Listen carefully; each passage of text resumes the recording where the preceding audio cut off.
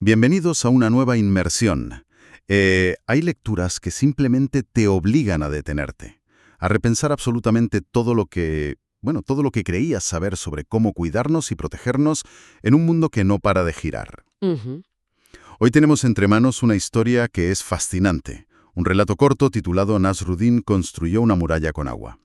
Y el objetivo de nuestro análisis de hoy es desgranar esta historia porque, sinceramente, pone patas arriba nuestra concepción moderna del autocuidado, de la protección personal y sobre todo de la sobreinformación. Totalmente. Es que es el material ideal para cualquier persona interesada en aprender a no dejarse abrumar por el exceso de estímulos de la sociedad actual. Quienes nos escuchan seguro que se sienten identificados con esa sensación de ahogo. Estoy segura de ello. Y es una narración verdaderamente notable, no solo por el contenido, sino por cómo plantea el viaje del protagonista. No estamos ante una simple fábula donde la moraleja, digamos, cae del cielo. Ya, no es un cuento infantil. Para nada. De hecho, la estructura original está dividida dialécticamente en tres fases muy claras. Tenemos una tesis, una antítesis y una síntesis. La historia nos lleva por una evolución. Primero construye unas certezas absolutas, luego las derrumba por completo y finalmente busca una transformación, un equilibrio. Vale, vamos a desgranar esto. Vamos a empezar por esa primera fase de falsa seguridad, la tesis.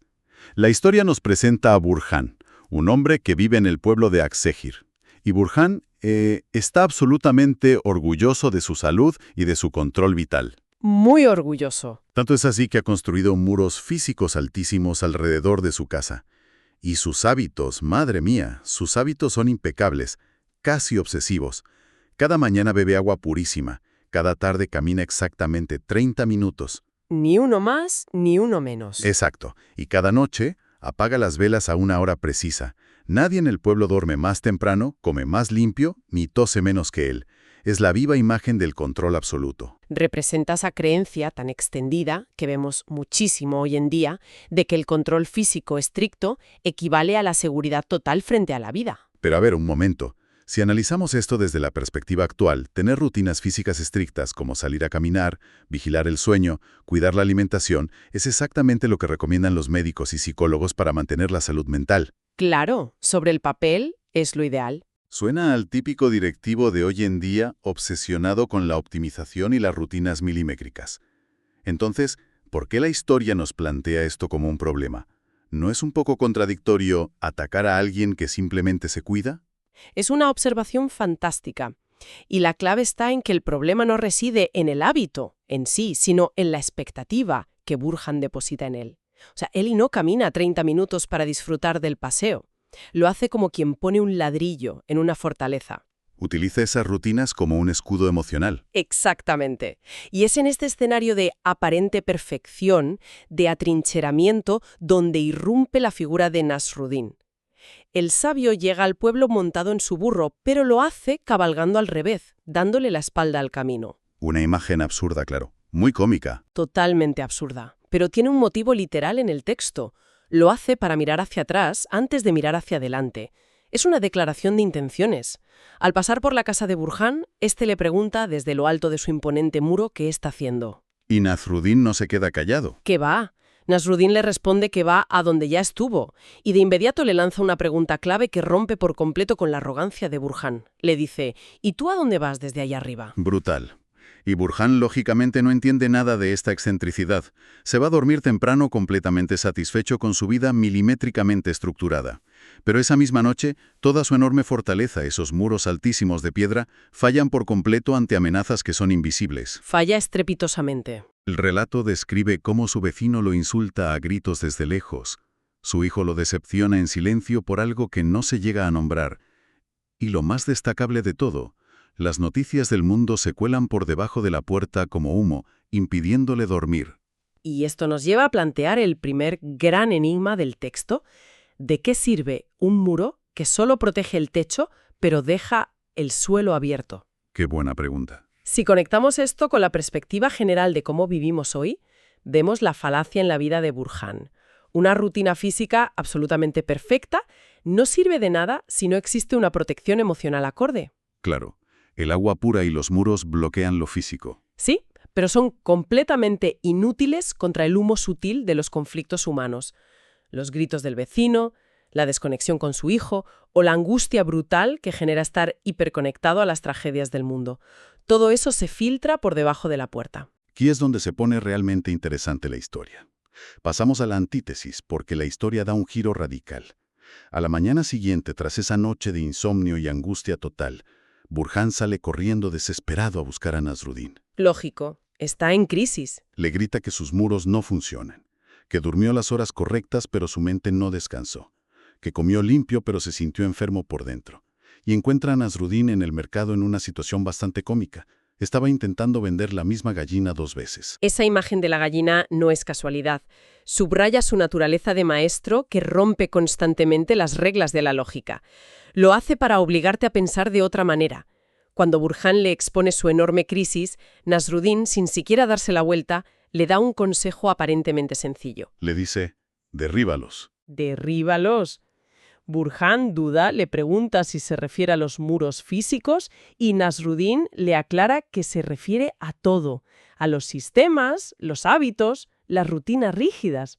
Su argumento es implacable. Si el sistema falló, el sistema es el problema. Pero claro, aquí ocurre un malentendido fatal, un error monumental.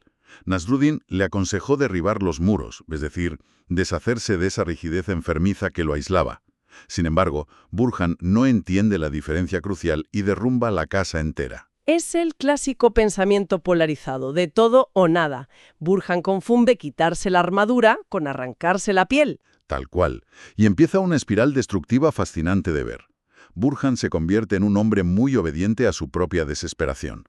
Enumero el caos, porque tiene telita. Empieza a comer a deshoras, duerme poquísimo. Responde con furia y a gritos a los insultos de su vecino. Se aleja todavía más de su hijo. Deja de salir a caminar. Y lo más impactante, empieza a consumir de forma compulsiva todas las noticias del mundo. Hasta que le duelen. Sí, la descripción del texto dice que consume noticias hasta sentirlas como una piedra en el pecho. El impacto de este caos es tan bestial que en solo 3 semanas Burhan parece haber envejecido 10 años. Pasó del control absoluto al caos más absoluto. Es lo que hoy en la psicología moderna llamaríamos un burnout brutal provocado por abandonar cualquier tipo de ancla vital. Y entonces vuelve a buscar a Nasruddin. Sí, y esta vez ya no puede ni correr por el agotamiento que arrastra. Le reprocha amargamente que le mandó destruirlo todo. Y es ahí donde Nasruddin introduce el segundo acertijo del texto. Plantea el dilema entre el muro y la raíz. Le dice, el muro te separa del veneno, pero la raíz te alimenta desde adentro. ¿Tú cuál construiste? Uf, es una bofetada de realidad. Invita a quienes nos escuchan a reflexionar sobre qué están construyendo en sus propias vidas. A menudo diseñamos sistemas de productividad pensando que son raíces que nutren, cuando en realidad son muros rígidos que solo aíslan. Pasamos a la tercera parte, la síntesis. Es fascinante cómo la historia no lo deja abandonado en ese caos. Cuando Burhan ya no puede más, Nasruddin lo invita a su casa. Y el contraste visual que describe el texto es maravilloso. Es un reflejo perfecto de sus mentes. Exacto. La casa del sabio por fuera parece que se va a caer a pedazos con la primera ráfaga de viento, pero por dentro resulta ser un lugar increíblemente cálido, ordenado y perfectamente habitable. Es lo opuesto a la vida de Burhan. Una vez allí, Nasruddin le sirve té y empieza a indagar sobre el verdadero origen de la crisis. El diálogo es brillante. Nasruddin indaga sobre qué saturó a Burhan primero aquella noche de insomnio.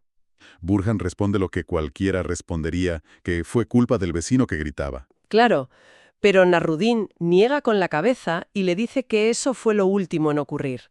Burhan lo piensa mejor y sugiere que fue el cansancio. Nasruddin le pide que vayan más atrás todavía. Finalmente, Burhan se rompe y confiesa la verdad. No fue el vecino, ni el cansancio. Fue algo mucho más profundo. La sensación de que todo dependía de él. Esa carga mental que aplasta. Exacto. Lo fascinante aquí es la idea de que la inundación no empieza cuando el agua entra, sino cuando cierras todas las ventanas, creyendo que eso es protección. Pero a ver, si hay una tormenta enorme ahí fuera, si hay una inundación de verdad, cerrar las ventanas es exactamente lo que hay que hacer para protegerse, ¿no? Arquitectónicamente hablando. En un sentido físico, por supuesto, pero la metáfora apunta a la saturación emocional. Cuando te enfrentas al ruido del mundo, la reacción instintiva suele ser aislarse. Lo que Nasruddin señala es que al aislarte por completo te quedas a solas con tus propios demonios. La falta de perspectiva es lo que verdaderamente te ahoga. ¡Qué imagen tan potente! Y para explicarlo aún mejor, aquí es donde entra la metáfora principal. Nasruddin saca una cebolla de su bolsillo y diseccionan esta idea. El sabio le explica que el secreto no es el muro exterior, sino que cada capa protege a la siguiente. Burhan intenta defenderse argumentando que sus hábitos físicos deberían haber sido suficientes. Y ahí Nasruddin le hace ver que sus hábitos físicos eran una sola capa muy gruesa. El texto hace una analogía buenísima. Sí, le dice que es como un hombre con 20 abrigos, pero sin zapatos. Estaba muy protegido por arriba, pero muy mojado por abajo. Toda su obsesión por el agua pura y caminar era solo la acumulación de abrigos, ignorando el resto de dimensiones de su vida. Y llegamos a la parte 4, el despertar. Para que Burhan termine de comprender, Nasruddin le hace 4 preguntas exactas. Son preguntas con un peso tremendo. Vamos a turnarnos para repasarlas porque cada una daría para un análisis propio. Empiezo yo con la primera. Adelante. Nasruddin le pregunta, ¿sabes cuándo estás saturado? ¿Antes de que el agua te llegue al cuello? ¿O solo te das cuenta cuando ya no puedes respirar? Esta cuestión apunta directamente a la falta de autoconciencia en la sociedad moderna. Consumimos contenido sin parar y nadie nota la carga mental en el minuto 10. Burhan no tenía indicadores tempranos, solo se dio cuenta cuando ya estaba en crisis. Es verdad, no sabemos leer nuestras propias alarmas. La segunda pregunta que le hace es, ¿tienes al menos una persona en este mundo a quien puedas decirle la verdad sin tener que construir un muro antes de hablar? Aquí entramos en la vulnerabilidad. Burhan vivía rodeado de muros transaccionales, lo vimos con su hijo y el vecino. Hoy en día construimos un muro de apariencias antes de enviar un mensaje. Nasruddin señala que la verdadera resiliencia es tener vínculos auténticos, donde esos muros no sean necesarios. Totalmente. Vamos con la tercera pregunta.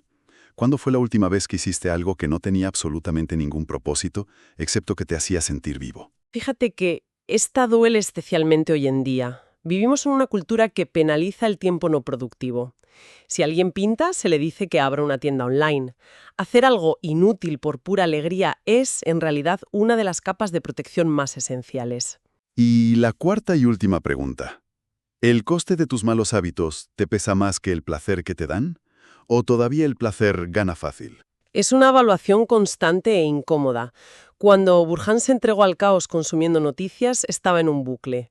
El comportamiento destructivo a corto plazo lograba superar a su bienestar a largo plazo. Tras estas 4 preguntas, ocurre una revelación silenciosa. Burhan no responde en voz alta. En el silencio, comprende que había descuidado múltiples dimensiones.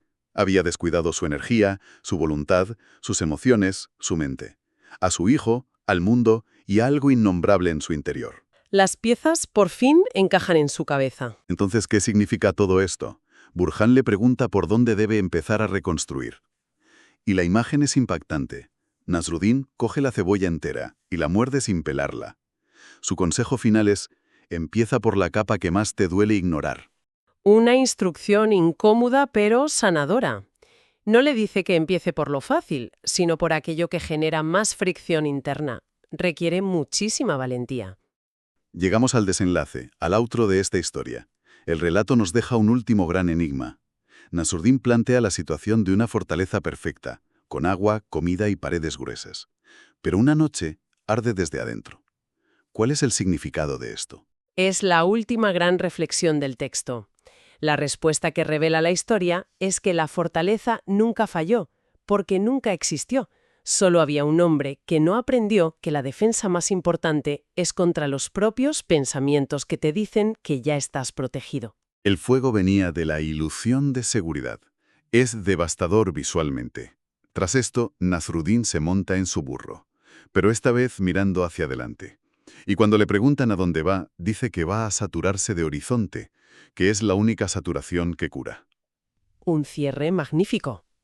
Cambiar la saturación del ruido y del control obsesivo por la amplitud de miras y la aceptación del mundo. Nos despedimos de esta inmersión dejando una idea contundente para que quienes nos escuchan la mediten por su cuenta. Viendo la historia de Burhan, Vale la pena preguntarnos si los estrictos regímenes de automejora y las rutinas de productividad que construimos hoy en día están creando realmente un hogar sostenible, Una pregunta fundamental. o si en realidad solo estamos edificando fortalezas altamente inflamables que nos dejarán atrapados a solas con nuestros propios pensamientos.